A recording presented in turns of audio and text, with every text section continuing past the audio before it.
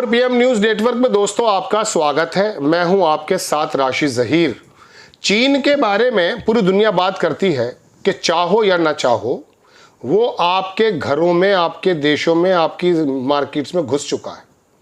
America जैसा देश भी चीन को मैन्युफैक्चरिंग क्षेत्र में हराने की बात तो छोड़िए, सपने में सोच भी नहीं सकता। लेकिन दोस्तों बात यह है कि चीन के अंदर पर कैपिटा इनकम देखिए, वहाँ एक किसान अगर रात में खेती करता है दिन में, तो रात को कारखाने में जाके अपना काम करना शुरू कर देता है। पूरी दुनिया में मैन्युफैक्चरिंग क्षेत्र में उसने जो झंडा बुलंद कर दिया है उसको हटाना मुमकिन नहीं, नामुमकिन है। लेकिन दोस्तों बात यह है कि क्या ये सारी की सारी सामर्थ्य, सारी सलाहियतें चीन के अंदर है, भारत में नहीं है? या सिर्फ अगर भारत में नहीं है तो ये अडानी और अंबानी पूरी दुनिया में पताका क्यों फैला रहे हैं? आम आदमी की पर कैपिटा इनकम तो हालत से ज़्यादा ख़राब। बिहार की अगर ले लोगे तो बताया भी नहीं जाएगा। उत्तर प्रदेश के हालात ख़राब। ये तो शुक्र समझिए तमिलनाडु और महाराष्ट्र के लोग ये मिलकर के हमारी per capita income 2400, 2500, 2600 dollar per year कर देते हैं। हज़ारों की तो सोचिए भी मत। कोई 10,000, कोई 50,000, कोई 1 लाख डॉलर है। इस बारे में बात नहीं कर रहा हूँ। मैं सिर्फ ये बताना चाहता हूँ कि आखिरकार अंबानी में और अडानी में क्या सुरखाब के पर लगे हैं कि उनके कारोबार तो दिन दुगनी रात चौगनी तरक्की कर रहे हैं साहब, और एमएसएमई दम तोड़ रहा है। आप सोच रहे होंगे बिजनेस की खबरें बहुत दे रहा है, संभल जाऊं, सीओ की खबर लाऊं निकाल करके, या किसी मंदिर के नीचे घुस जाऊं, मस्जिद के नीचे के मैं मंदिर है यहाँ पर, बताइए क्या लेकर आऊं? आप बताइए भाई, आपको तो इन्हीं खबरों में रोमांच आता है।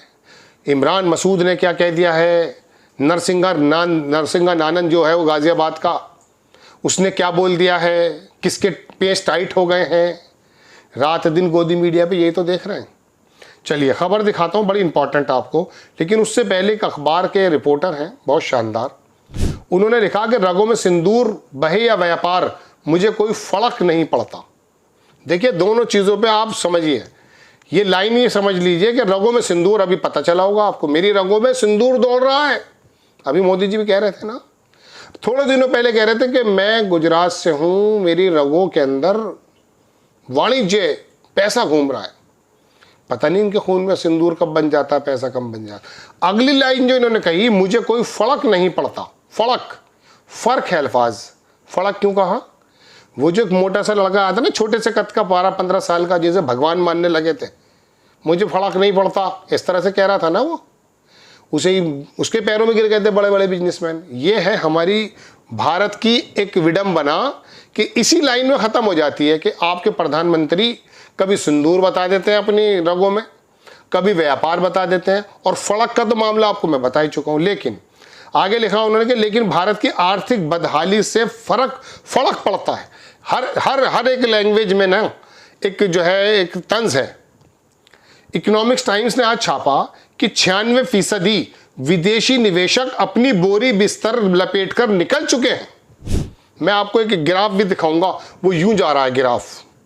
हम बचपन में पढ़ते थे रेखा गणित, हमारी समझ में नहीं आता था है क्या, अब समझ में आया कि विदेशी एफडीआई जो है वो पहले कितना था, 24 में कितना पहुंचा, और अब कहाँ पहुंचा हुआ है। बताएगा नहीं तुम्हें ये गोदी मीडिया, ये भारतीय जनता पार्टी का नेता नहीं बताएगा तुम्हें।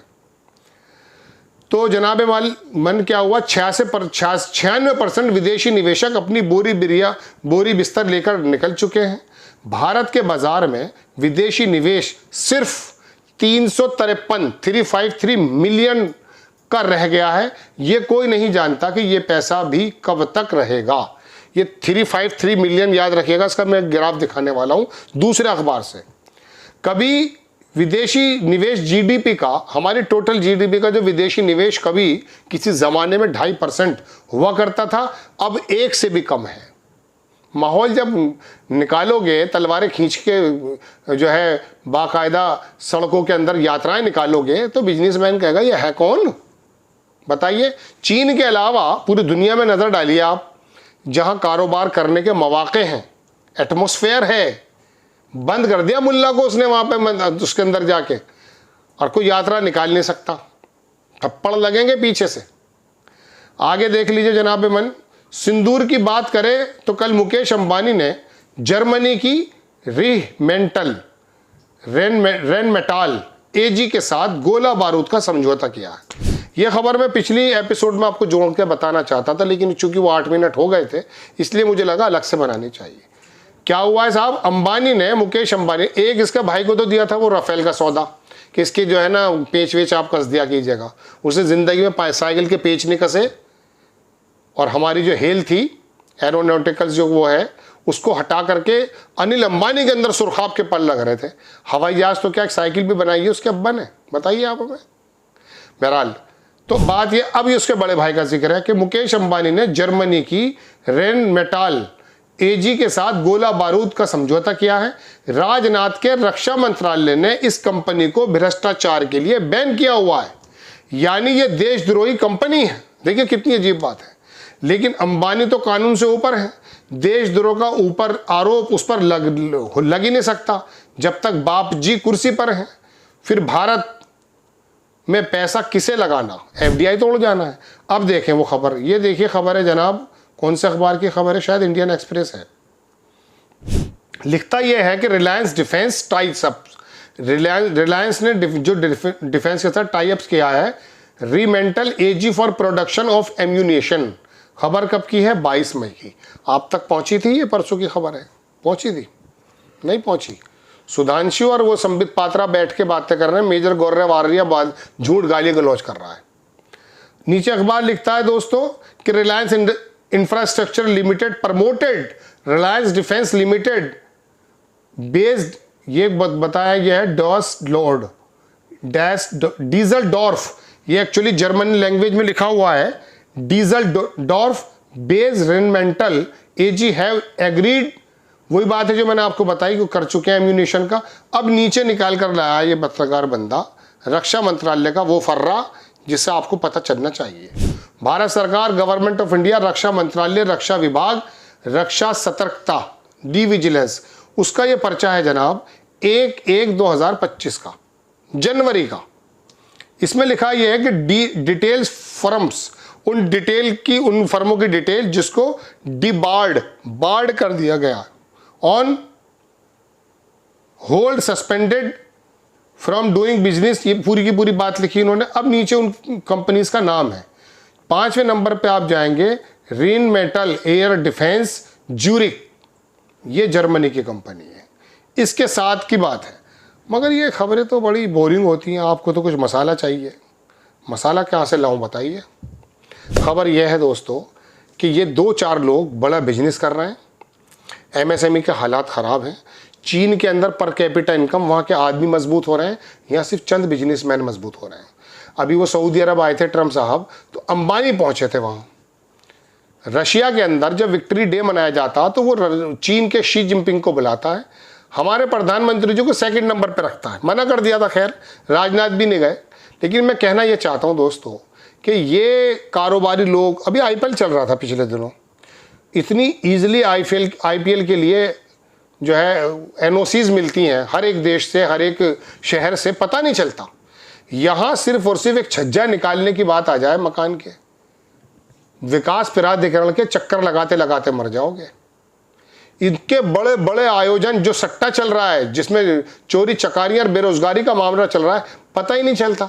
बिल्कुल एन मौके पे आके बंद किया था वो आईपीएल, जब पाकिस्तान पे बम ही मार दिया था हमने। उससे पहले बताइए, उसके बाद में फिर शायद चलने लगा होगा, मुझे मालूम नहीं। दोस्तों बात यह है कि ये इन बिजनेसमैन के लिए तमाम एनओसीज मिल जाती हैं।